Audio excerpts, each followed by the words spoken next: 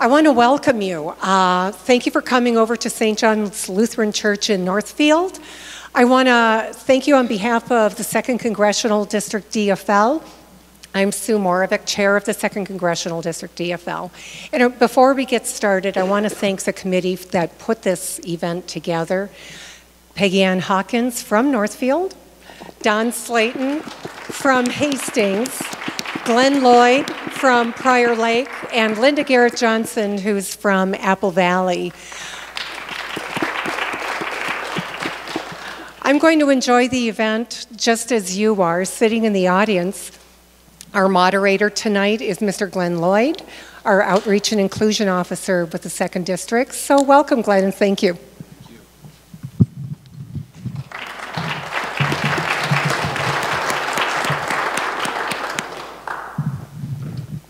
All right, good evening and welcome again to Northfield. I just want to say I have some required remarks to start the evening, and it starts with saying Skol Vikings.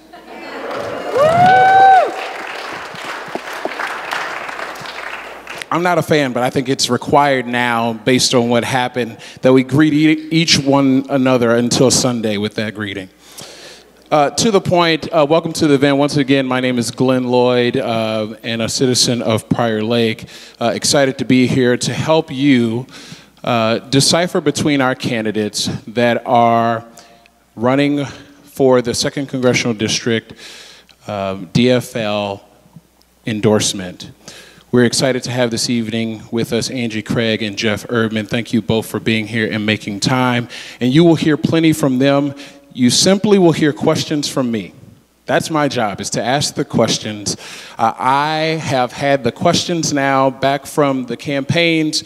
We've reviewed them, and they do not know the specific questions that will be asked of them in any specific order, but they are made aware of the questions.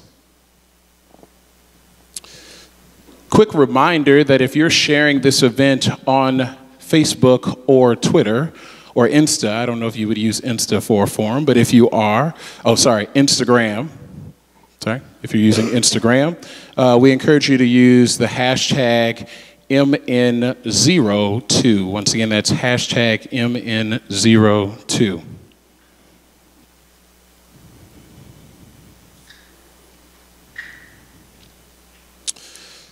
Our forums have been modeled and agreed to by the candidates, and this evening we will follow the same format that was designed and used in the first forum. Just if you were not a part of that, I want to once again go through what is agreed to. All questions will be read by the moderator. Introductions and closing statements will be 3 minutes each. As well, once we ask the first question, they will alternate in speaker order. Questions beyond the first question, which is a yes or no question, will be 2 minutes, and there's a potential for rebuttal. I, as the moderator, will take that on discretion around where there may be a need for rebuttal. I will tell you that I think of it more as a clarification. Maybe we want to be able to be a little bit more nuanced in our understanding where I sense that there's some lack of clarity. Seems reasonable. Then from that point, we do have a timekeeper, and time will be strictly enforced. I plan to simply say time, candidates, as to not speak over you. And then our speaking order has been determined by drawing straws, and our speakers and candidates understand the order. This evening, Jeff will start first. And then Angie will follow in the opening statements, and then reverse for the closing statements. Finally, interruptions from the audience, sad to say, are discouraged. Please refrain from applause except when it is welcomed, and I will explicitly invite you to applaud. But here is your first opportunity to applause by joining me in welcoming our candidates for the endorsement of the Democratic Farmer Labor Political Party in the 2nd Congressional District, Angie Craig and Jeff Erdmann.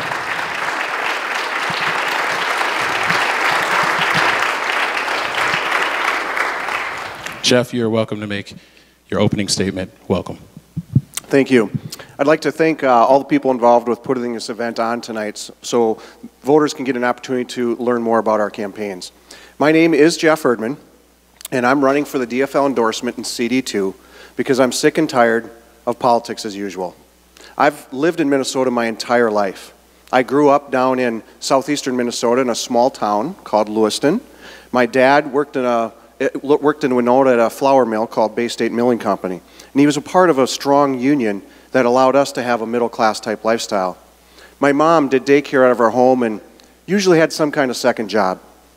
They worked really hard for everything that we had so that we could have a chance at a better life, just like our families are trying to do today. After graduating high school from Lewiston, I went to Gustavus Adolphus College, where I met the love of my life, Ruth. I'm one of those people that was lucky enough to marry my best friend, and we've been blessed with 3 healthy children that are going to be wonderful contributors to our society. They've been by my side as my teaching and coaching career has moved from New Richland, Heartland, Ellendale, Geneva High School, it's a great place, Cannon Falls, and then to Winona High, and now the last 18 plus years, I've been an American government teacher and head football coach at Rosemount High School. Throughout my professional career, I've been serving the families in my community, and now I'm looking to serve in a new and different way. I believe being a teacher and coach is great preparation for being a true representative. For 28 plus years, I've gone to work every day looking out for the interests of my constituents. For the past 28 plus years, I've had town hall type meetings with those people that I represent. We call those parent-teacher conferences. I'm running for office because I'm not okay with the direction our country is going, and I'm not okay with the corruption in our political system, and I'm not alone. People all over the state of Minnesota are standing up and saying we've had enough. We've had enough of the greed, we've had enough of the polarizing establishment politics, and we've had enough of hardworking people not being able to get by while millionaires and billionaires are doing better than ever. It's time to turn the page. It's time for a new chapter, not just here in Minnesota, but in America. We are not here to just get by. We are not here to accept things for the way they are. We are here to form a more perfect union. This government is supposed to be by the people, for the people, not the politicians, and definitely not the corporations. It's time for a real working class voice to represent us in Washington. My entire professional career has been about lifting people up to reach their potential, in the classroom and on the football field. And it's time that we lift each other up and make this country the place we believe it can be. I'm Jeff Erdmann, and I'm running for Congress because I believe we can. Thank you.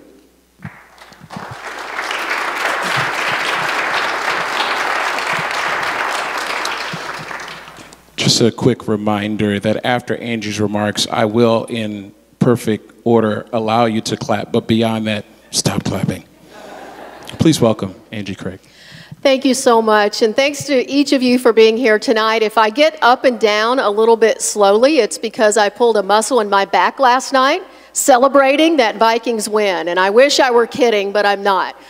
My name is Angie Craig, and I'm standing before you today seeking the DFL endorsement for a rematch with Jason Lewis in 2018. My story starts with an acknowledgement that I know how lucky I've been. I grew up in a mobile home park in rural America.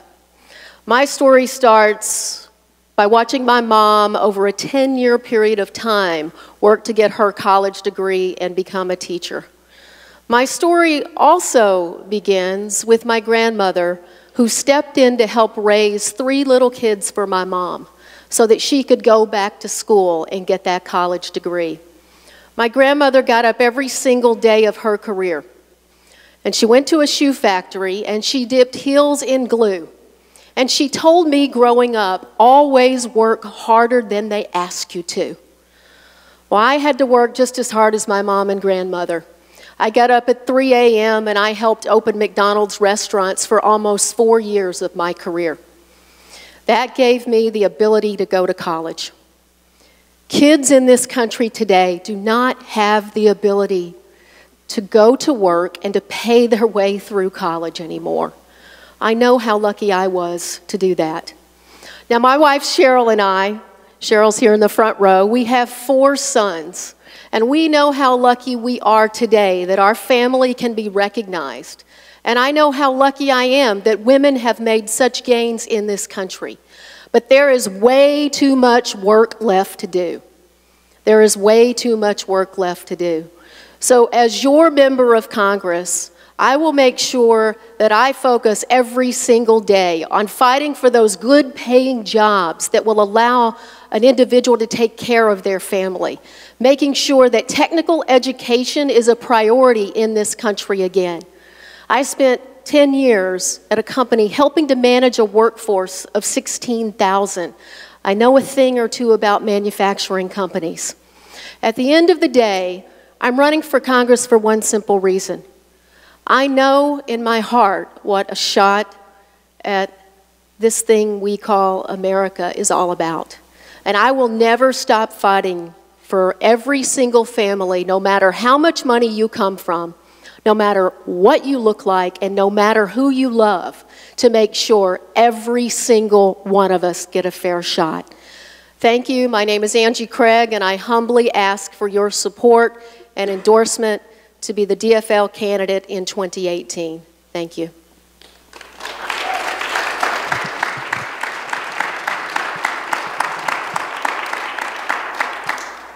Jeff, will you abide by the DFL endorsement, yes or no? Yes. Angie, will you abide by the DFL endorsement, yes or no? Yes. Thank you. Moving into our questions, we're going to start appropriately here in Northfield. The question comes from Bill. And here's the questions for the candidates. Don, who are we going with first? Thank you. We'll start with you, Jeff. We'd like to hear how your professional career impacts your candidacy. So I'll read it even more plain. Can you explain to us your professional work experience and how that has prepared you to run as a candidate? Thank you. I've kind of talked about my path as far as what schools I've been at. So what I'd like to do is talk about my job as a teacher and then as a coach. You know, as a teacher, I teach American government. And so my job is to challenge my students to open their minds to different perspectives so that they can better prepare themselves for those classes after 9th grade, because I teach 9th grade. So I always teach right down the middle, and we talk about a lot of controversial issues. And so my responsibility is to make sure that I'm able to present both the conservative and liberal perspectives for our class. Now, having 9th graders obviously are younger, they're going to be more liberal. So oftentimes, I end up on the other side defending the conservative perspective. A lot of times that's not the most fun, but I absolutely get after it because it's what I need to do in my job as a teacher of American government. And I think what that does is it gives me great preparation for being able to see different perspectives, okay, and be able to represent that. And I think that's important with what I'm seeking. Now, as a football coach, my job is to provide a vision for our program and then make that vision hopefully end up with a great experience for our participants and success as far as on the field with victories. Now, in our program, we do things a little bit differently. Our guys don't know anything about their stats. Okay, we are all about team. Our goal is to provide them the greatest team experience they've ever had. And I've got lots of experience, 28 years of trying to convince individual young men to commit to a cause greater than themselves, a team cause. And so because we can do that, we've been able to be successful. And I think that's exactly what we're trying to do when we go out and we are talking as a possible representative. Our country needs to move forward. We have incredible income inequality taking place in our country. We've got all kinds of greed and selfishness being demonstrated. And we need to be able to convince people why the common good in a team approach is better for our country. Angie, same question. So actually my professional experience started at 16 at McDonald's restaurants. As I said, I worked at McDonald's through high school, and I both closed the restaurant at night and opened it during college so that I could help put myself through school. I have a degree in journalism, so when I got out of college, I first went to work for a local newspaper.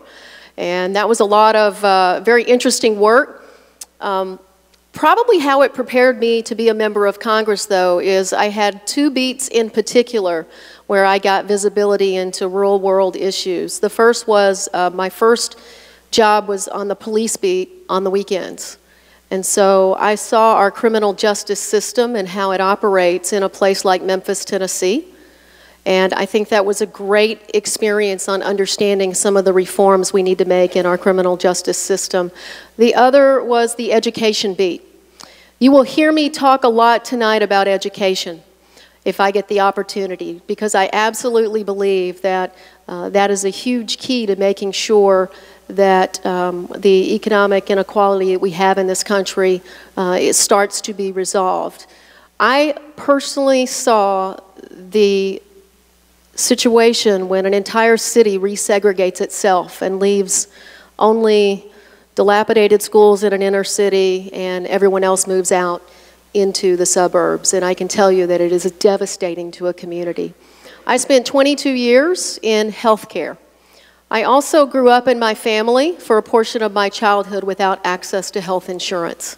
So those experiences of working in a healthcare manufacturing company for 22 years, coupled with the knowledge of knowing what it's like to be able to afford healthcare. If you can't afford it, it is not accessible. And I think those are the most relevant experiences for running for Congress. Thank you. To that point, Angie, here's the question, and we're going to get into, I would argue, a hot topic based around some of the president's comments over the past week, namely in immigration. Here's the question. In a time of increasing intolerance, racism, Islamophobia, and scapegoating of immigrants and refugees, what are your specific plans to intentionally and publicly provide a different voice and message, one that will support, defend, and welcome all immigrants to Minnesota, and to address our broken immigration system in Washington? Thanks so much, Glenn. Look, the president's comments this weekend were indefensible and they were racist. And I called that out, and I will continue to call that out when I see it, and I think we all should. Our immigration system today is absolutely broken. When we do not have a system that works, people will try to go around the system. In my view, we absolutely need to start with the DREAM Act. We need to start with the Dreamers. These are children who came here mostly as young people. These are our kids' friends. They have been assimilated into American society. They deserve a path to citizenship. We also have to be smart about this and tough about it. When you think about moving forward with immigration reform, the 2013 bill that the Senate put up, remember that this was going to add $500 billion in economic growth to the United States. This is not just the moral thing to do, immigration reform. It is the right thing to do economically as well.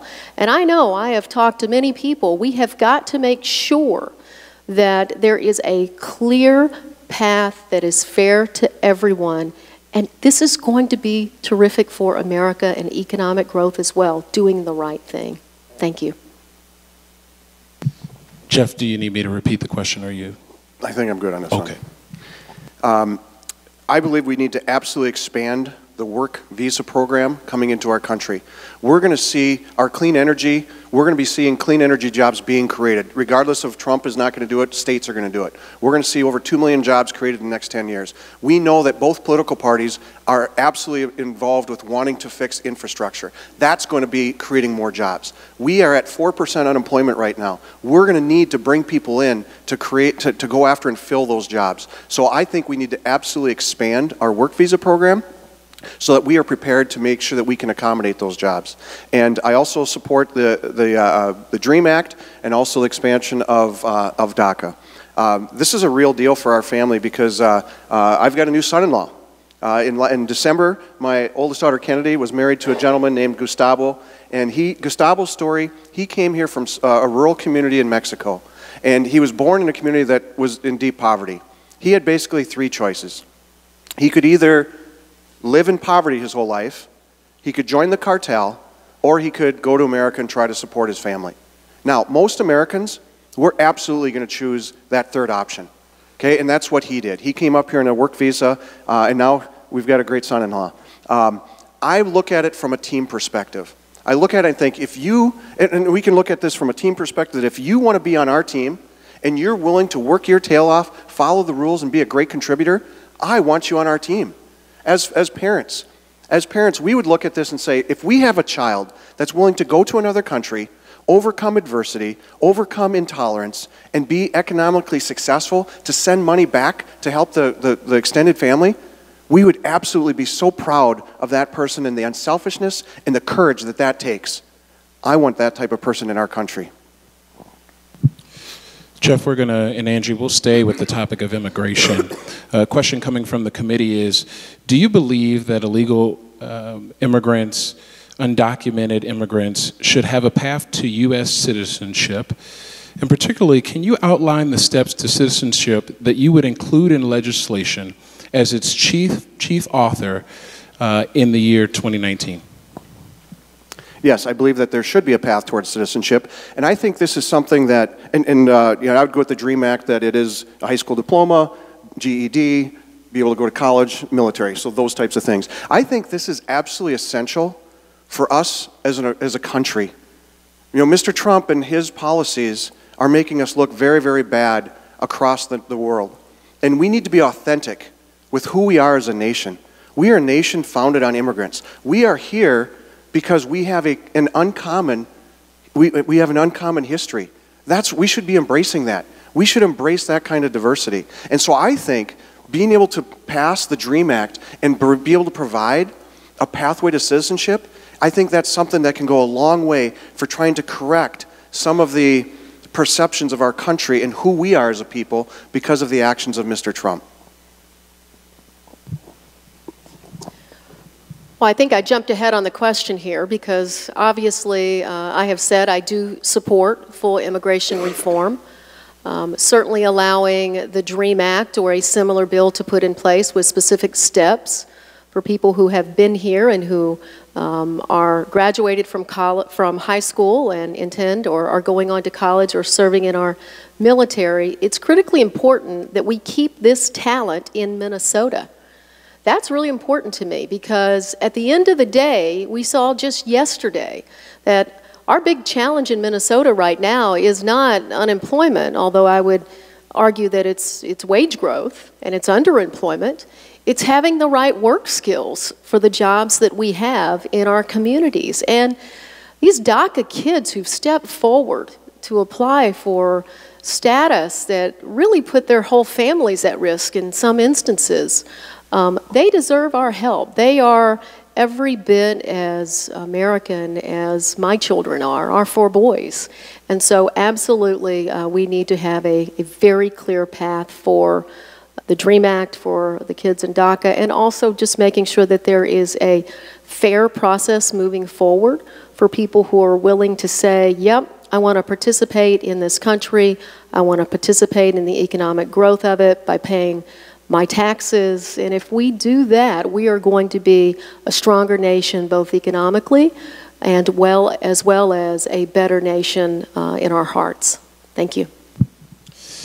I'm going to circle to that point, Angie and Jeff. A question coming from Carol in Red Wing. Carol writes, in this conversation around jobs and labor, her question, CD2 has a very low unemployment rate. Most every business in Red Wing, where Carol lives, is hiring. Do you agree that the market is spoken and wages must be raised? And what would you do to increase wages? So this is a really important question, and I appreciate Carol for asking it. I think we absolutely need to raise wages, the federal minimum wage in this country. It is long past due. If you only indexed the minimum wage to inflation, then we would already be close to $13 an hour in a federal minimum wage in this country. So that is a start. Perhaps, though, we need to think about this a little bit differently, because what I just talked about is we have a work skill shortage in this country. I work very closely with Dakota County Technical College and with Inver Hills Community College, and what I find as I look at their programs is they are not always matched to the work skills that are available in our communities. So we need to think beyond just the minimum wage and understand, how do we create the right kind of economic growth in Minnesota so that we're creating those jobs that pay $34 an hour, like the manufacturing firm that I had responsibility for 3,500 employees in and just stepped out of in February. I will tell you that I believe if we are investing in the right things in this country, one of the most important investments we could make is in a K through 14 education system. That is 2 years of post-secondary, either an associate's degree or a technical college degree, that makes sure that our children have the skills to succeed. I said earlier, Cheryl and I have 4 boys. We have 3 boys in college, and 1 is in high school at Rosemount High School, as a matter of fact. And for our kids, for 2 of the 3, college was exactly right. But for my son, Josh, he's decided to step away from his original intent, and he's going to get a CNC manufacturing associate's degree. And he's halfway there, and this is exactly what we need in this country, is to make sure that kids know those technical degrees are really critical. Thank you. Can you read that one again? Yeah, for sure. Now I got to find my place. Thank you. CD2 has a very low unemployment rate. Most every business in Red Wing is hiring, Carol says. Do you agree that the market has spoken and wages must be raised? What would you do to increase wages? Yeah, we absolutely need to raise wages for Americans. But we need more than that. Working class people are not seeing our standard of living go up. Nothing is trickling down and improving our quality of life. The top 1% are buying political influence that's going to buy politicians in office that brings policies that benefit the wealthiest of our corporations and individuals. And we need a political party that absolutely stands up to that. We need the Democratic Party to embrace working class America and not support corporate America. And we need policies that will help improve quality of life for working Americans. For example, we need to support a healthcare system where we do not allow the exploitation of that system financially by big pharma and insurance companies, by moving to a single payer system. We need to promote actual investments in our education plans so that we can have people that can go in and get the type of education they need so that they can become reach their potential as an individual and enter the workforce as a qualified employee. And we need to make sure that our Social Security system is absolutely taken care of by raising the cap. So along with raising the wage, there are other significant steps that we absolutely need to do to raise the quality of life for people. Because oftentimes, working class people, we might see our wage go up, but those increases get absolutely eaten up by increases in our health insurance cost and big pharma expenses. So we need more than that, and that's where the Democratic Party needs to absolutely step up for working class Americans. To this point, both candidates, I'd like to clarify something, because I think you both touched on something around this social fabric, right? That wage increase is one thing, but there's all these comprehensive quality of life questions.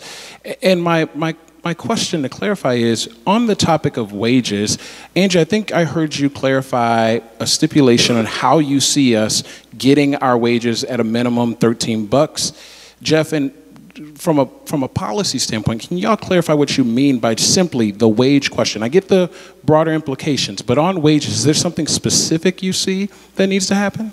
Yeah, I'd like to see us move to the $15 hour. Prevailing wages, those are 2 different types of approaches moving forward. And in some parts of our country, or in some parts of our CD2, that can occur easier. In some of the rural areas, that might need to be a little more of regression. And just to clarify, I said if we only took inflation over time, we would already be at $13 an hour.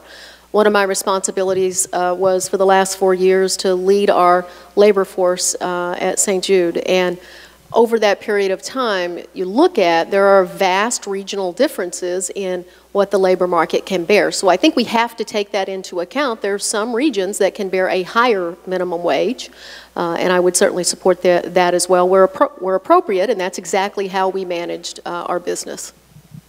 Thanks for clarifying, both of you. I just want to acknowledge that I'm poor at hearing, even at the age of 35, so appreciate it. To that point, I want to stay on this jobs topic, and we're going to weave back into really the social fabric. Carol, again, from Red Wing, I think this was really on her mind. She says, homelessness is rising in CD2. A person working full-time at minimum wage would pay 50 to 75% of their income for a crappy studio apartment. Her words, not mine. What will you do to increase wages and training opportunities for higher paying jobs? I think this is getting at maybe more specifically. Yeah, so homelessness is a tough issue. In fact, in Dakota County, we've been running a temporary homeless shelter over the last little bit, and Carol is exactly right. What someone might think of homeless is certainly quite different in reality. In reality, it's the woman who just got off work at her fast food job, and she's coming in and she's going to ask for a wake-up call at 3 a.m. the next morning, because she's got to get back up and go to work again. Certainly an increase in the minimum wage would be helpful to her. Affordable housing is a big deal, particularly in many of our communities, and I know it's a big deal in Red Wing. There is a project called Visioning 2040 in Red Wing, where the community has come together to figure out what it's going to look like here in multiple years, and affordable housing is a huge piece of homelessness. Homelessness also looks like the young man from Savage who just got off work, who can afford a car and he can afford his gas, and during the summer he can live in it. But during these cold, cold winter months, he needs a place of faith, a temporary shelter to come and sleep in. Homelessness also looks like people who have mental health challenges, and it also looks like people who are battling addiction. And so all of this together is complex. And simply to say that wage increases are going to solve the problem of homelessness in our community is not understanding that this is a complex issue that really crosses multiple needs in our community. But we can do this. I believe if we focus on getting that kid in Savage additional job training through a K through 14 education system where we can get him a technical degree and he can move up and earn more and doesn't stay in that minimum wage job forever. Thank you. Can you say that one again? Carol writes, homelessness is on the rise in CD2. A person working full-time at minimum wage would pay 50 to 75% of income for a crappy studio apartment. What will you do to increase wages and training opportunities for higher paying jobs? Yeah, and this is important because we're talking about quality of life. And quality of life is something that encompasses so many different things. It encompasses our health care. In a single-payer Medicare for all health care approach, we can provide the type of full coverage that we can help people that have issues with healthcare, mental health, so that they can get the services that they need so that they can go out and be the best version of themselves that they can when they go out and are seeking those types of jobs. Obviously, we need to invest a lot more in our educational systems so that we can put money towards people having the opportunities and not coming out with ridiculous debt where they're going to be drowned in that debt for years and years after that. So this is a comprehensive approach to doing this. Now, in being able to go out and talk to people on the campaign, which is one of the most exciting things that I like about this campaign itself, is I had the opportunity to talk to a gentleman from Prior Lake.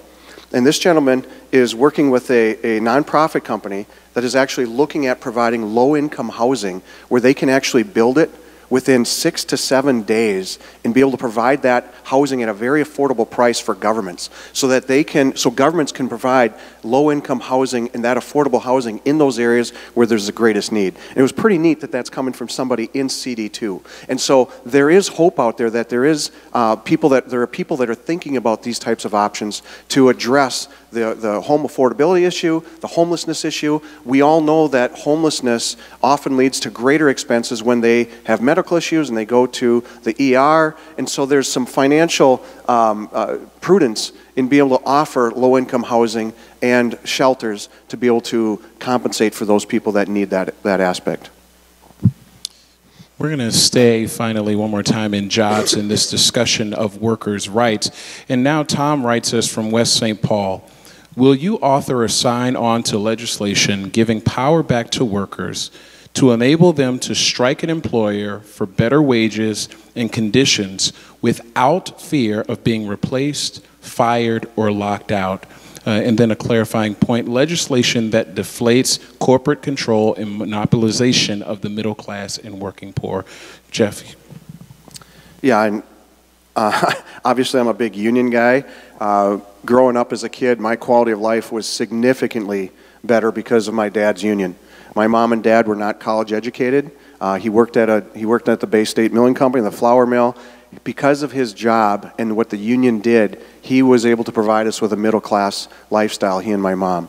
The ability for him to work on Saturdays and get time and a half, double time on Sundays, to be able to have health care for our family, that was there because of strong unions. Now obviously as a teacher, I've got a strong union, and our union is being able to help my family have a higher quality of life as well. So I'm all in on supporting unions because they lift up the quality of life for working Americans, and that's something that I'll always support. So thank you, Tom, for that question from West St. Paul. I think I know what Tom that was, so that's fun. Absolutely, I am a strong supporter of labor. In fact, I have now been endorsed by about 10 different labor organizations in my race, and I am absolutely grateful to have their support. And when I talk to labor, I tell them this story. I wouldn't be standing here today, and I believe that with all of my heart, without my grandmother's labor organization. Because my grandmother had to help raise 3 little kids. She also had to keep working. And so she worked well into her early 70s. And there were times when she needed the help of her union rep in order to keep that job, in order to keep that paycheck, in order to keep our family moving forward. That love of labor has continued as my wife Cheryl was her union rep for Education Minnesota. And so our family, our son actually, is a member of SEIU. Our family as well is absolutely committed to the principles of labor in this country. And those principles really are that every family ought to be able to support their family. Everyone ought to be able to make a living and support their family. They ought to be able to provide. And Americans are willing to work hard, and they want to work hard. And I've met so many members of labor in this district who are ready to get to work and make sure that we win the congressional district in 2018. Thank you. Speaking about workers that want to get to work and work all the time, we'll pivot to agriculture. What will you do to support and improve organic standards for agricultural products and to incentivize next generation and new farmers? Well, look, agriculture is the second largest industry in the state of Minnesota, and so anyone who wants to be a member of Congress from this state sure as heck better understand agriculture. I've been honored to have the help over the last 3 years of Colin Peterson and his staff to better understand just what we need in a farm bill. And so I come to agriculture and farming from the place of having grown up in rural America. My grandfather was a farm foreman, and in the 1980s, my grandfather lost his job because of the farm crisis in the 80s. And that doesn't just change a family and loss of a job, it changes an identity of a family when they stop farming. And I understand that better than a lot of people. And so my grandfather decided he would repair John Deere tractors after that, and he later ran and owned his own gas station. So farming is just a major focus for me as I run for Congress, particularly here in 2018, as we get ready in this country to promote the next farm bill. We have to make sure there is a strong safety net for farmers in this country. We also have to make sure that there are clear guidance and standards for organic products, and we have to make sure there's access to capital for young farmers. One of the challenges, I was on a farm in Nerstrand recently, a hog farm, and one of the challenges they are going to have is that there's no one standing there ready to take over the farm. And how do we encourage and promote folks who want to get into farming who don't have that access to capital to get it? And it's critically important for this nation that we respect the fact that our food supply is to depend upon our farming community, and we have to absolutely have respect for them. Thank you. Can you read the question again? What will you do to support and improve organic standards for agricultural products and to incentivize next generation and new farmers? Okay, I absolutely believe in increasing the organic standards. Right now, because of the involvement of big ag, you can produce organic products and they don't have to grow in soil. Think about that. You can produce a product and it's organic and it doesn't have to grow in soil. This is a representation of the corruption out in Washington. We've got big ag that comes in and buys off politicians so that they can get categorized as organic, when we have small and local farmers that are doing it the proper way and being able to reach those organic standards. So that's the first part of the question. The second part of the question is an issue. We've got people that have been in farming for a long time, and they have difficulties finding opportunities to sell their property to younger farmers. And so what happens with that, they end up selling off to big ag. We've got the problem with younger farmers not being able to have access to that capital. So that's something that we need to be able to work with to be able to make that happen so we can get younger people into agriculture.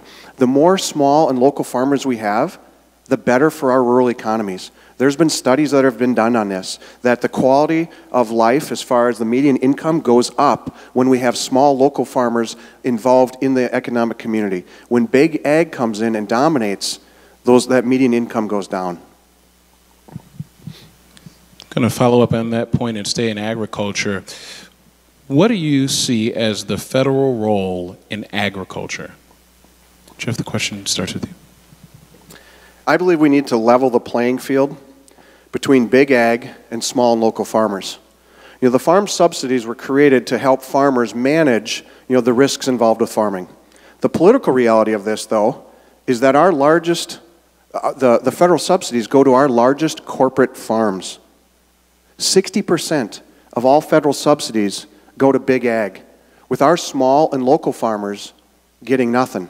Our small and local farmers have incredible risks every year, and those risks are only getting worse because of climate change. I believe in a system that we need to prioritize our small and local farmers with the incentives and subsidies that they need so that they can get their businesses off to a good start and they can develop wealth in our rural communities. That's how we bridge the divide between rural and urban America. I'm going to be a strong representative to stand up to the corruption and greed in Washington that is destroying rural economies. Again, I think the most important thing is that we do have a very strong farm bill in 2018. When we think about the safety net that our farmers really require to make sure that the low commodities prices and the high yields that we're seeing here the last couple of years are not putting them out of business. The second point, as I visited farms around this district, is really around the other challenges of farming, and that's being a small business owner. So the idea that these farming communities have to go out and purchase their own health insurance in the individual marketplace and some sort of group insurance package. Healthcare, the affordability of healthcare is a huge issue for our farmers, and we often see many of their spouses going to work just for some sort of health care. And we have got to make sure that we are driving down the cost of health care in this country and making it more affordable. And as I said before, if it's not affordable, it's not accessible. And that's what the farmers tell me when I go out and visit them. I'm going to circle back to a point that both of you have touched on here, and we're going to shift over to tax policy. The new tax bill has received universal disapproval from Democrats. What action should Congress do to fix things going forward, and what specific actions will you take, Angie? I'd repeal the whole thing. I'm not kidding. This legislation may go down as the worst piece of legislation in the history of this country. I can tell you this, in the 1980s, when we were sitting in that mobile home park, my family, and Reagan was passing his trickle-down economics, not a single bit of it trickled down to my family or any of the other families in that mobile home park. So we know that trickle-down economics does not work.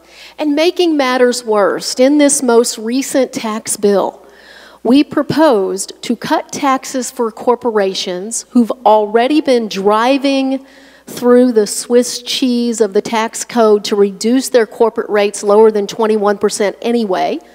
So that's who is benefiting, large corporations and really, really rich people. And to top it off, we're paying for it out of the middle class. What sense does that make if your true goal is economic growth in this country?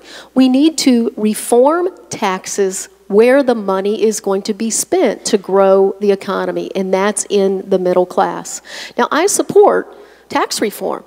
Tax reform for the middle class, tax reform for small businesses. I absolutely think tax reform is something that we need to focus on, and I think it is somewhat of an area where we could have worked with if Republicans had consulted us on a tax bill that actually makes sense for America. And to top it all off, I am a Democrat about to complain that Republicans are going to raise your taxes and they're going to increase the deficit by $1.5 trillion. So they're raising your taxes, they're increasing the deficit. In what world are we living in 2018? Can you read it again? Yeah. The new tax bill has received universal disapproval from Democrats. What action should Congress do to fix things going forward? What specific actions will you take? Thank you. This last year, I was in Barnes & Noble, and I was looking for a book, and I ran across a title that I just could not put down. The title of the book was How to Make $1 Million an Hour. Who would not want to read that book? And so as I picked the book up and I was going up to buy it, I started thinking in my mind and my head that, holy cow, is this real? Does somebody actually make $1 million an hour? And then I started, well, who is this? Is this going to be about Michael Jordan, LeBron? Is this Oprah? Is it Bill Gates? And so I bought the book, I get it home, I start reading it, and I find out that this is real. There are 4 people, and this is 2010, 4 people. One of the people, and I didn't recognize any of these people, they're not entertainers, they're not athletes, any of that type of stuff. They're hedge fund managers. One of them made over $2 million an hour, and 3 people made over $1 million an hour. And then I find out that hedge fund managers, they make their money. They don't cure cancer. They don't create products. They don't create jobs. They move paper around for rich people. And then I find out that the income that they make off of their job is something called carried interest. And that interest rate is actually lower than the interest rate for most working class people. This is the society we live in. This is ridiculous. The income inequality in our nation has to be addressed, and we're the party that needs to address it. Now, what would I like to see the tax reform do? We would eliminate carried interest. We would raise the progressive tax on income for the wealthiest people in our nation, and we would move the estate tax back to what it was prior to this tax bill. Well, I think that it's a great time to pause and catch our breath. A lot of good information shared by our candidates. I want to give them a chance to stretch and make sure, Angie, you move around plenty or not too much, somewhere in between there. There are refreshments to the side. The bathroom is out, going around to the right. I'm going to give you 4 minutes. You're welcome. 4 minutes.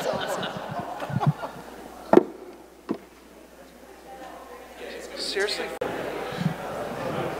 Thank you for moving to your seat quickly and quietly. Thank you for moving to your seat quickly and quietly. I need my whistle. What's that?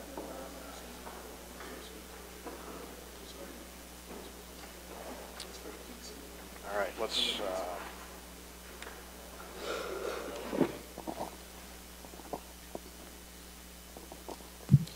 Before we get back into questions, I have a couple of announcements for your efficacy. In the Minnesota Congressional Watch, we have an organization that runs a website called MN02 congresswatch.org.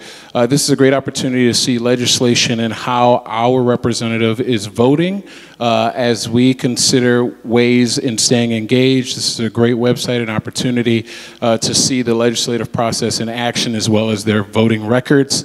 There are more brochures in the back there, and we appreciate you picking one up and staying attuned to that information as well. An important announcement, caucus night in Minnesota is February 6th. February 6th, please mark it down. That is a Tuesday, the first Tuesday of this upcoming month. Doors open at 6 p.m. and caucus starts at 7 p.m.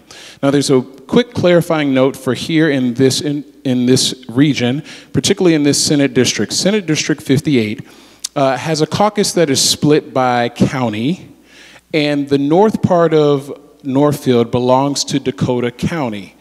Yes?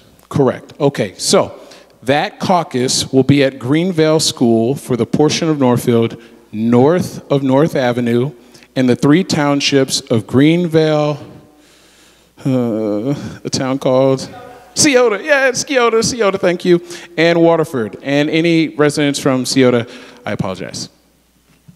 To that point, once again, caucus night, February 6th. We appreciate your engagement. Grab a friend that you know is interested in politics and wants to know what they can do. They can join us on caucus night. We're going to get back into our questions, and thank you, candidates. You've been really great and excited to hear your answers. We're going to step into the discussion around climate, as well as maybe getting to questions around the mining and its impacts to the environment. I believe that, Jeff, you're up first in the answer to this question. You're giving me the answer? Yeah, it's like Jeopardy. I give you the answer, you give me the question. That would be a profound way to do a forum, wouldn't it? You got me. Just got to scroll.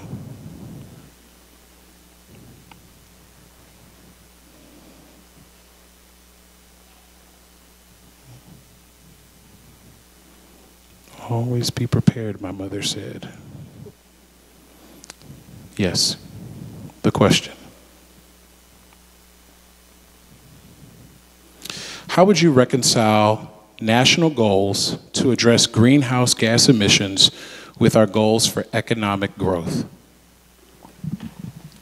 I think we can accomplish both those goals that we might have. You know, here in, during World War I and World War II, we as a country came together and we produced the greatest effort that we could to preserve our way of life. I think we need to have that same approach to combat global warming. You know, we need to have a comprehensive approach that does a variety of different things. Okay, first, conserves energy, moves us in an aggressive manner towards renewable energies, and then also produces a carbon fee, carbon dividend program so that we can reduce carbon emissions by 90% by year 2050. Now, if we take these steps, this is going to bring great things for our country. We're going to have, our businesses are going to be able to be more competitive globally because our energy costs are going to be lower. We're also going to be able to be more authentic in our foreign policy because we won't have to use our military to try to protect access to oil. The positive results that are going to come from this, we as working Americans, we're going to save a lot of money. We're going to save a lot of money, and we're going to be able to preserve our planet for the future generations. One more time. Oh, Angie, I knew you were going to do this to me. I was just testing you, Glenn. I know. How would you reconcile national goals to address greenhouse gas emissions with our goals for economic growth? Look, I think our economic future in this country is about how we adapt to new technology. And there's no doubt in my mind that it is a huge economic opportunity in this country to transition to renewable energy, to solar, to wind power. In fact, we are going to be at a global disadvantage if we allow countries like China to take a leadership role while our current administration puts its head in the sand on energy policy in this country. I do favor a carbon fee and dividend approach. It's a revenue neutral approach. I know a number of you out here are from Citizens Climate Lobby, and I appreciate all the work that you've done to really be able to put together the kind of common sense solution that we should be able to get behind on a bipartisan basis.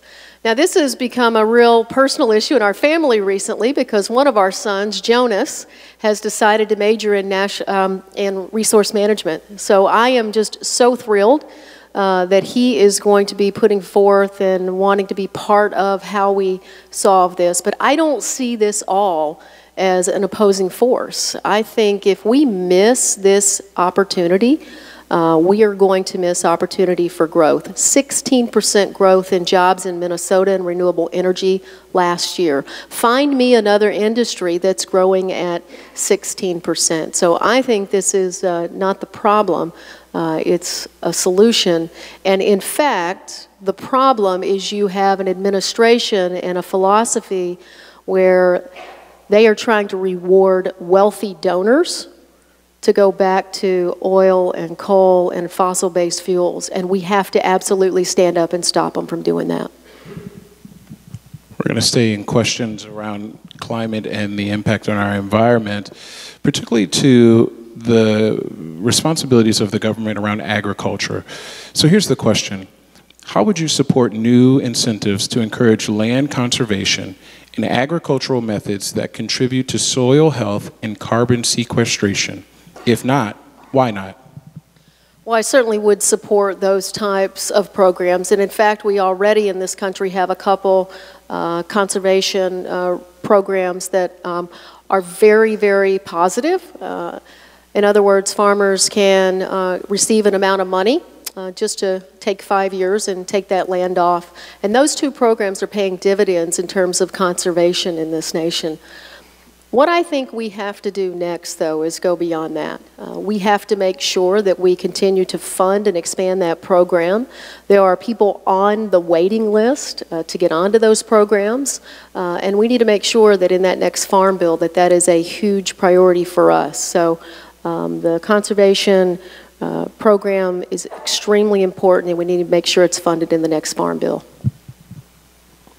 Can you read it again, please? How would you support new incentives to encourage land conversion, I said conservation, Angie, my apologies, and agricultural methods that contribute to soil health and carbon sequestration? If not, why not? We see many of our small and local farmers are already doing this. The people that, the industry that's violating this is big ag and the corruption from the Washington aspect of it to try to bring policies in to stop this. So we've got small and local farmers that are doing this. We need to be able to prioritize our small and local farmers and get them the incentives that they need and the subsidies that they need compared to big ag so that they can come in and be successful, so that they can create jobs that stay here in our local communities. And that's how we are able to take our rural economies and make them stronger. I'm going to be a strong advocate for standing up to the corporate greed and the buying and influence of policies out in DC, because they are destroying our rural economies. We'll stay with another state issue around the environment, particularly in the area of mining. How do you think Minnesota should address sulfite mining given the inherent risk? And what actions would you take to protect the environment and our natural heritage from such mining if elected? Jeff. I oppose sulfite mining. I believe that that is a short-sighted approach to our future. I believe that when we have government officials that support that, they are looking out for the short-term financial success for a few and not looking out for the long-term success for our country.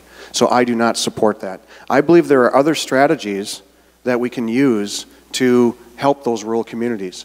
I think we need to localize our clean energy jobs, and that's going to be able to, there's great opportunity there in the future to be able to create all kinds of jobs in our local communities around clean energy. I think we need to help our small businesses and small and local farmers. get the incentives and subsidies they need, again, to get their feet off the ground so that they can be successful. And so when we can do these types of things, we're going to be able to create jobs that stay in our rural economies. And that's going to be something that's going to be great for those economies. Another aspect of this, when we're looking at rural America, is, and we haven't gotten to health care yet, I'm hoping we get there, is that the single-payer Medicare for all approach, if we can be able to disassociate health insurance from our jobs, it's going to give us incredible freedom as individuals. And I think that if we see a migration of people from urban areas back to rural areas, the only way that that can possibly occur is if we take our health insurance away from our jobs. Single payer allows us to do that. It would allow us to be able to have people say, you know what, I want to raise my family in a small community. I think there's great value in that. In our small towns, it's hard for a lot of people to go back to those towns because they can't find jobs that have health care available, jobs that have health insurance. And so if we can remove that, that's going to help us greatly in being able to bring more people into our rural areas so that we can solidify and develop wealth in those rural economies. Well, I also oppose sulfide mining on state and federal property. I also oppose land swaps that would seek to privatize those lands to allow that kind of activity. I also believe that with mining, we have to have a prove it first philosophy. In other words, I want to know that the company has had experience in both opening and responsibly mining and closing and dealing with any environmental impacts before we say yes to any of those projects. And that's exactly where I stand on that issue. We'll complete this conversation around the environment with a question focused on clean water. What would you do to ensure that our children have clean water in their streams, lakes, and aquifers if you're elected? Do you think do you think a change of course is needed? Tell us why if you do, or why not if you don't. Well, if you'd asked me a year ago, I might have had a different answer. But certainly this administration has taken complete aim at all kinds of infrastructure and environmental programs. I absolutely believe that to get clean water, streams, lakes, aquifers, that we need to reinstate the Clean Water Rule from 2015 as a start. I also believe one of the biggest opportunities we have in this country, and it's beyond just water infrastructure, but it includes water infrastructure, is to invest in America. You'll see a theme in what I talk about here tonight, and that's investing in Americans, whether it be education or work skill, and investing in America. And one of the biggest things we need to look at is our water infrastructure. It's not just Flint, Michigan. There are serious issues with the infrastructure in this nation, and we absolutely need to prioritize this as a country. Can you read that again, Glenn? What would you do to ensure that our children have clean water in their streams, lakes, and aquifers if you are elected? Do you think a change of course is needed? Tell us why if you do, or why not if you don't. Water is an incredibly valuable commodity. I think here in Minnesota, we absolutely understand the significance of that. You know, we've got incredible aspects as far as our economy and the recreational use of our water. We've got it in obviously with our clean water so that we can have good drinking water. And then we also have issues with our agriculture and be able to have quality water access for them as well. This is something that we need to prioritize. I believe that we need to work together with those people that are involved with it, but we need to be strong in standing up for the environmental aspect of that, and I will absolutely do that. We're going to circle over to health care. I think you both have been waiting for an opportunity, and so this question again comes from Tom in West St. Paul. What plan will you utilize to make health care affordable and available for all at reasonable rates? Will it be single payer, private insurers, or something else? And I believe, Jeff, you're first. I believe we need to move to a single payer system like Medicare for All so that all people can have high quality, affordable care. We need to stop the financial exploitation of our healthcare system by the big pharma health insurance companies, and medical device companies. The Affordable Care Act is not and will never be affordable, no matter what we do to it. In the United States, we spend about $10,000 per person for health care where we get partial access and partial coverage. In other countries in the world, like Canada and the UK, we see them spending less than $5,000 a year for full coverage and full access. Another reason I support single payer is because right now in the United States, 62% of our bankruptcies occur because of healthcare debt, whereas other industrialized nations have zero. We all know that the most cost-effective way to move towards healthcare for all people is single payer. Yet we have people in our party dragging their feet. Now, because of Martin Luther King Day, I think it's important to bring him up, and I'd like to in this situation. Martin Luther King was very frustrated during the civil rights movement, and he wrote about it in a letter from Birmingham jail. He talked about the white moderates, and how the white moderates, they said that they supported civil rights, but their actions didn't align with that. And that was very frustrating for him. I see that same thing happening in our party. We have people that say they want to provide high quality, affordable care for all people, yet they're dragging their feet on single payer. This is something that we need to change. We have great momentum moving forward. Senator Gillibrand, Senator Warren, Senator Harris, they're on board. We are excited about offering the voters of CD2 a campaign that is all in on single-payer Medicare for all because it is the best system to raise the quality of life for working Americans. And we're excited about offering you that type of candidate. So I still remember growing up when my little sister had to go into the hospital. And there was a box of bills that sat on our kitchen table, piling up for months. And I watched as my mom negotiated with doctor's office and with hospitals for a timeline to be able to pay back those bills. I said this before, there's no one who understands better that if health care is not affordable, it is not accessible. The one positive thing that the current administration has realized post this year is that health care is complicated. I absolutely support getting to universal health care. The stake in the ground that the Bernie bill puts is important. But I also believe that if you think there's only one way to get there, you will never get there. I spent 22 years in health care. I grew up in a family that at times didn't have it. I understand that when you say the word single payer, that can mean a mix of private and public in a place like Germany. Or it can mean single payer in a place like Canada by province. Or in the UK, it can mean payer and provider being paid, right? So it is different depending on the way you think about it and define each of these things. What I support is getting after the cost of health care in this country.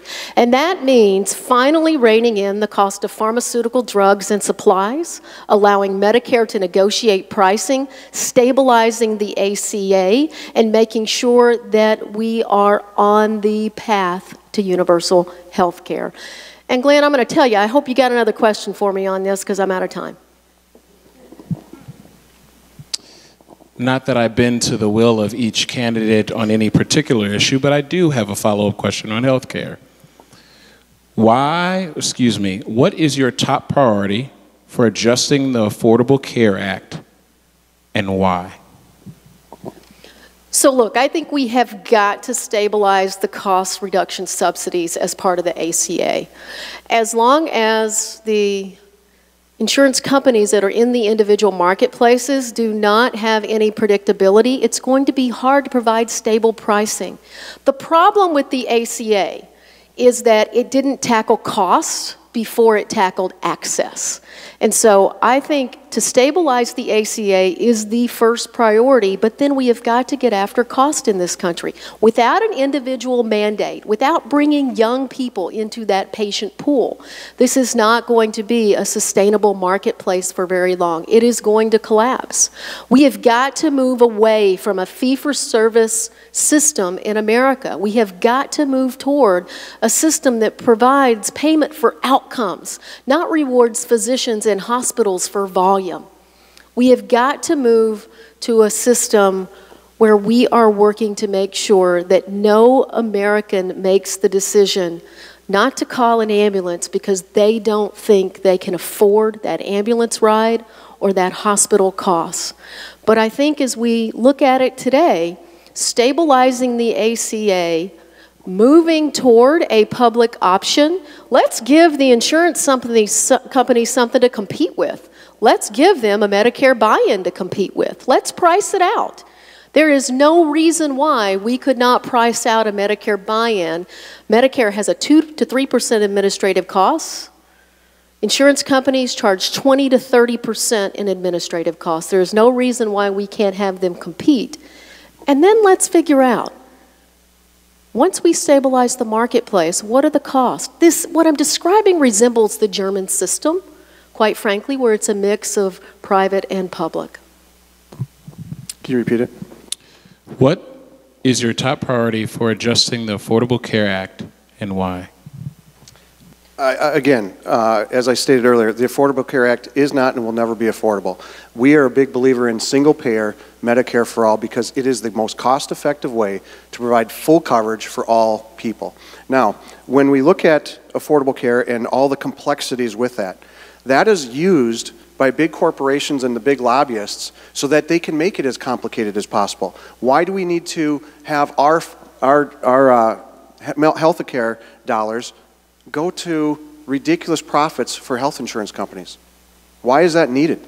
We don't need to have that. We can eliminate that so we can reduce our cost. Why are we promoting the pharmaceuticals and being able to have them continue to jack prices up on us? That's not acceptable. We can challenge that system and bring it back to where it's doable for us. Working class people, our quality of life continues to go down because our healthcare costs always go up, because those industries are absolutely in it to make ridiculous profits at our expense. And so we are all in on supporting single payer because it is absolutely the best possible way moving forward to improve the quality of life for working Americans.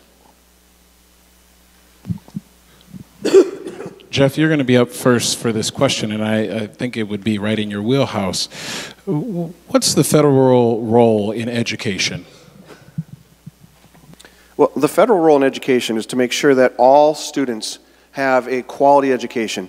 You know, we're obligated to that because of the Equal Protection Clause in the 14th Amendment. But and this is a really important thing because we see throughout history, we see where people that are financially well off and privileged, oftentimes they put roadblocks, they put hurdles up to try to reduce the upward mobility of working class Americans. We've seen that, you know, we can go back to medieval times and the aristocracy and how they didn't want the working class to be able to be educated so that they could reach their potential. We see that in our own country. We see that in the South. After the Civil War, we see that with segregated schools, where they try to keep working class people segregated and have them be oppressed. We see that currently in the South. We've got southern states that don't spend a lot of money on their educational system. I saw that firsthand. I spoke at a football conference in Destin, Florida, and I was speaking about no-huddle offense, about how we run plays really fast by signaling. And one of the coaches asked me this question. He said, "Coach, you're doing that with Minnesota kids. How are we supposed to do that with Florida kids?" He was insinuating our kids are dumber. How are we supposed to do this? Because he was openly acknowledging that their state does not spend a lot of money on their students. If we didn't have a strong federal education program that looked out for protecting the opportunity for all citizens to have a good public education, that type of situation would be widespread all over our country. I see the primary role in federal education is to close the gap between school districts that can afford to build big stadiums and big classrooms and those that can't. I covered education in Memphis City schools. I will tell you that I saw some of the most desolate buildings you will ever see in your life weren't air conditioned in a city that gets over 100 degrees during the school year. Students can't learn in that environment. They also can't function if we are denying the resources to the school that by law they deserve. So the federal government promised up to 40% funding for special education in this nation. Not only do I think the role is to close the educational equity gap, it's to fully fund special education in this country. And I'm the parent of 2 kids who have been on IEPs for most of their lives. And one of our sons had executive functioning issues. He just can't memorize. It's really hard for him to learn. He had trouble reading as well. And we have benefited so much by the resources that were provided by the public schools in this congressional district by great teachers. But what is happening is that those resources are being sucked up, and instead of continuing to fund the responsibilities at the federal government level, we're coming back to taxpayers every year and asking for the next levy, because the federal government has not done what it said it would do. So I will fight for funding to make sure all of our children are successful as a member of Congress. We'll stay in the preparation for life and shift to the workforce. What policies can the federal government develop through congressional action to prepare our workforce for the future? I think it's twofold. I think tomorrow we could close the carried interest loophole that hedge fund managers are driving a truck through, and we could send money back to the states to fund this technical education and 2 years of university. That solves 2 problems in one. One, it solves the worker skill shortage that we're seeing in this country, and it also solves this incredible student debt problem. I have met kids all over this district. The average in Minnesota, we're the 5th highest in the country. And believe me, we got lots of experience here. We've got 3 kids in college right now. A good state college is over $20,000 today. If we could wipe out 2 years of that debt for many of these kids by investing in education again, that would be a huge step forward to make sure that we are solving the student debt crisis in this country. If we invested in a technical degree for these young people, or we said to folks who lose their job in the factory that's closing or that's downsizing because of additional automation, it's coming, guys. Automation is coming. The question only is, will the industries that pay high wages for their jobs be based in America, or will they be based somewhere else because we aren't investing in the next generation? I submit to you that the future of this nation will be down to whether we invest in Americans again. Can you read it again, please? What policies can the federal government develop through congressional action to prepare our workforce for the future? Over the holiday break, we brought in people under the age of 30 for a forum. So I could listen to students that were experiencing college or going into college and get some feedback from them. And we had a young man there that made the following comment to me. He said, you know what, at my graduation party, I was embarrassed to tell people that I was going to community college. And he goes, now, about 1.5 years later, he goes, that was the best decision of my life. That's something that we as a society, we need to own that. We need to change how we talk about community college and technical college so that we don't have students that look at it in that way. We've got incredible job opportunities that we need to fill, and we need to find that labor source that's going to go in and get that training. Now, a second part of this question deals with looking at 4-year college.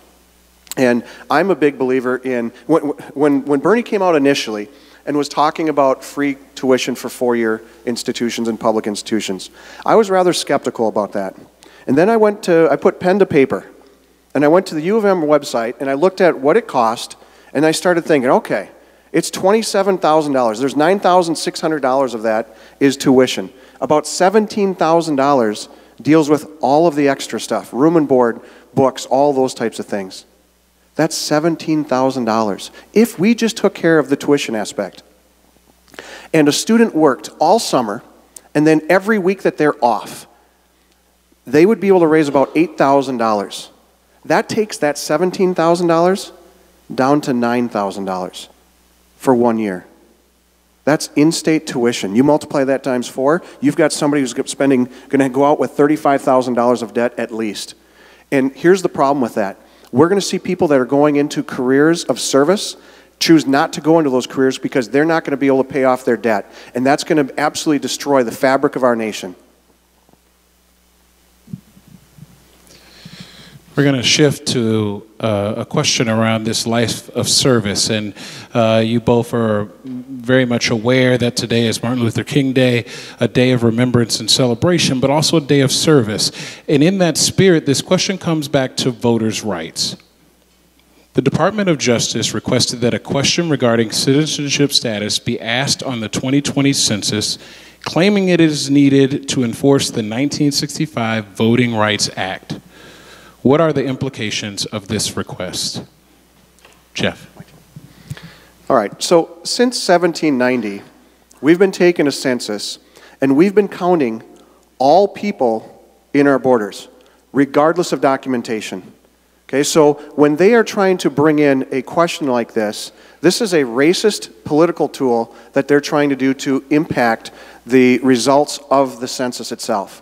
And so this is frustrating for me to see that the Republicans are using this type of approach of using racism as a political strategy to try to skew the results of our census and the importance of our census in determining all kinds of different things.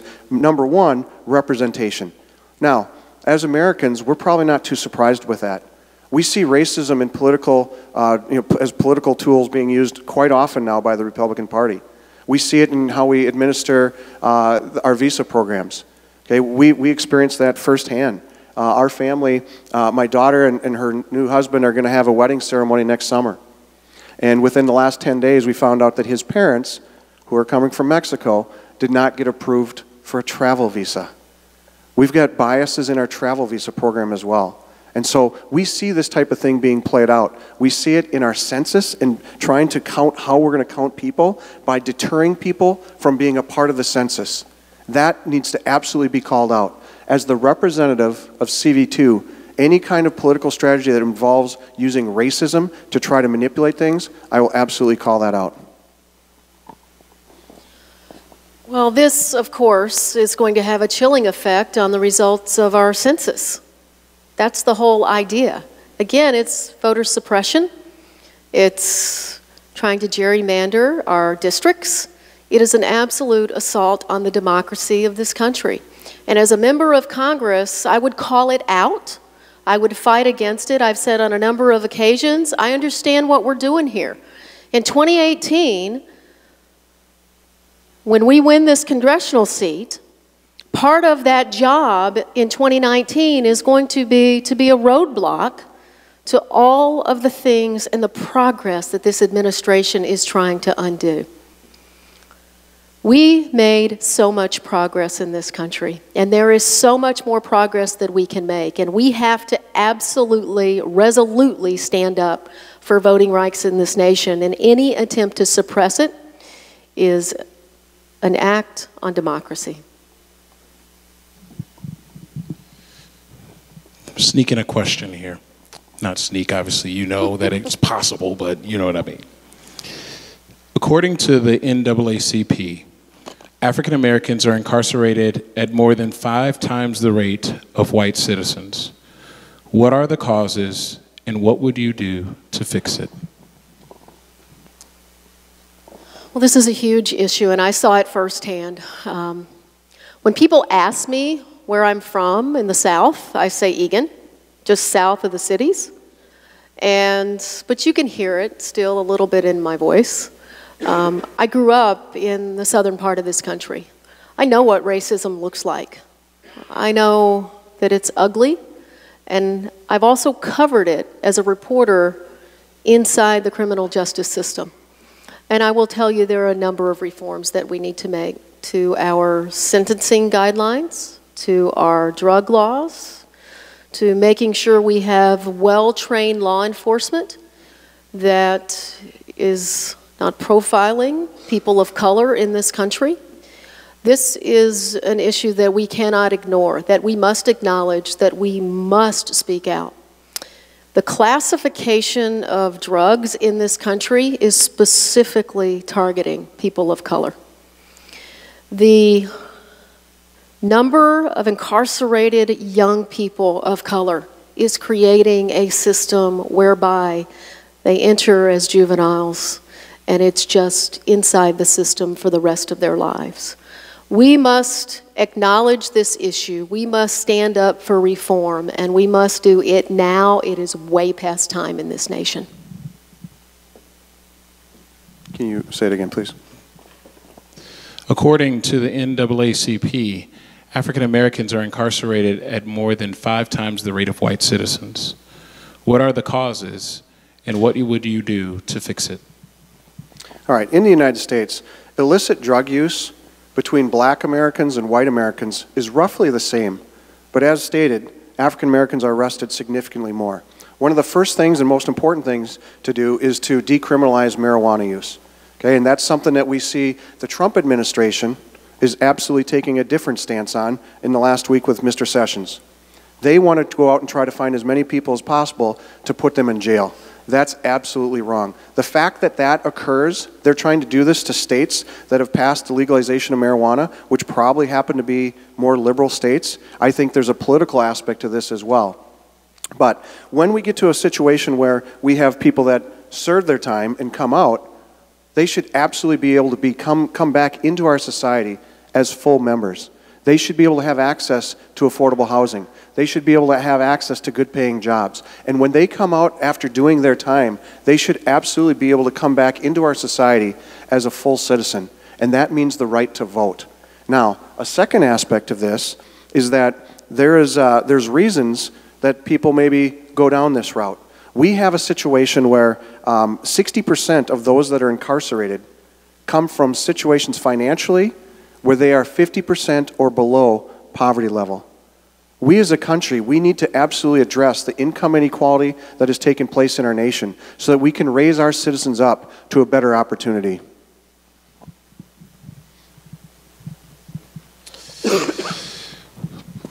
We have time to receive your closing statements. I believe that based on our straws that Angie will go first. Am I right here? You're right. Okay, because you're standing, that's a good sign, but I didn't want y'all to have a battle royale.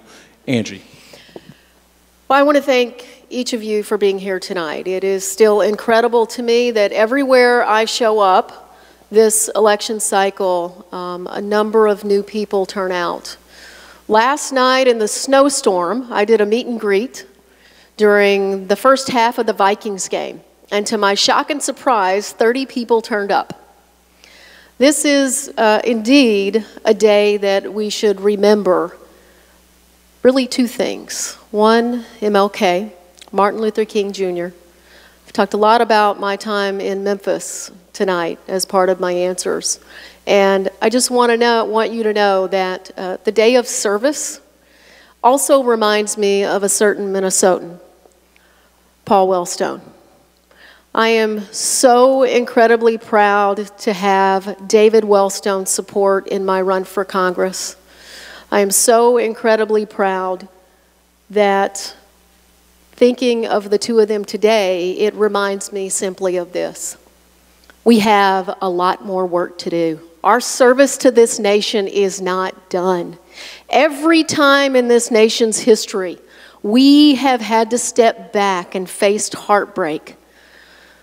We have moved forward more positively. The last time I was truly disappointed in my life was in 2008. That was the night in California when Proposition 8 passed. And my marriage, just 2 months earlier, was in question. What happened after that was extraordinary. Good people stepped forward. Public opinion changed. Good people in Minnesota pushed back that marriage amendment.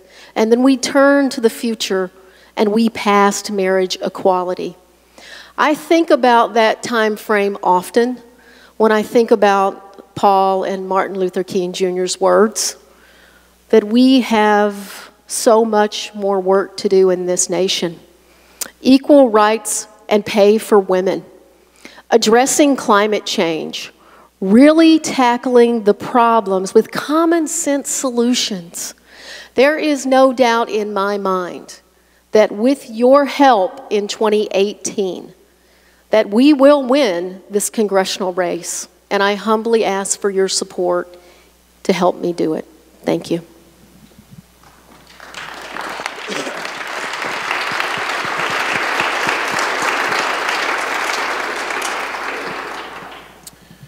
I've been fortunate to have been hired 4 different times to take over programs that were struggling and had lost their way. In each one of those opportunities, I've gone in and provided a vision for the future on how to be successful, and then went about making that happen by living out our values on a day-to-day basis. And it's brought success every time. As hardworking people who align with those values, get on board and help make that vision become a reality. Here's my vision for our future. I believe we need to address the incredible income inequality in our nation. We have a situation where we have an incredible concentration of wealth in our society. And more Americans are seeing our quality of life continue to go down. The top 1% are buying political influence, which results in policies that benefit the wealthiest of our corporations and individuals.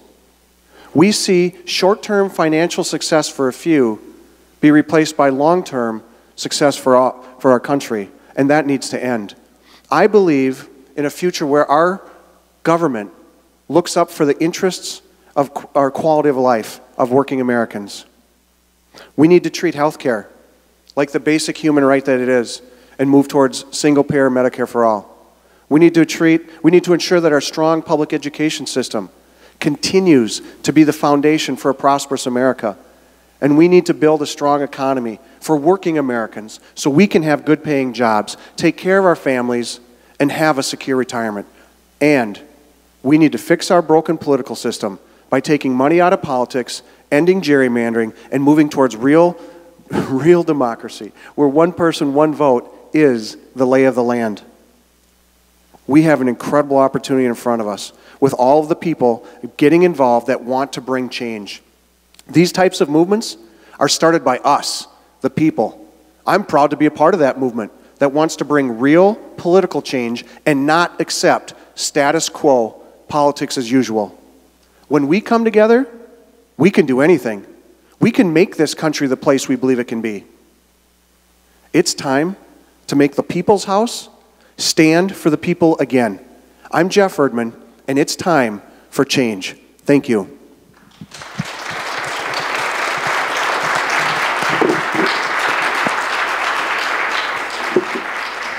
Thank you for being here this evening. Please once again thank Jeff Erdmann and Angie Craig for participating tonight.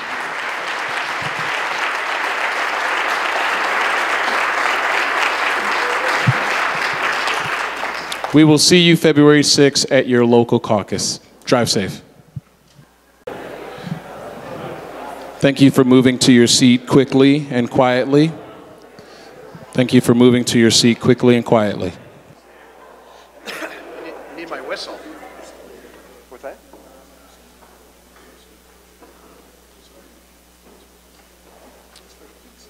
All right, let's...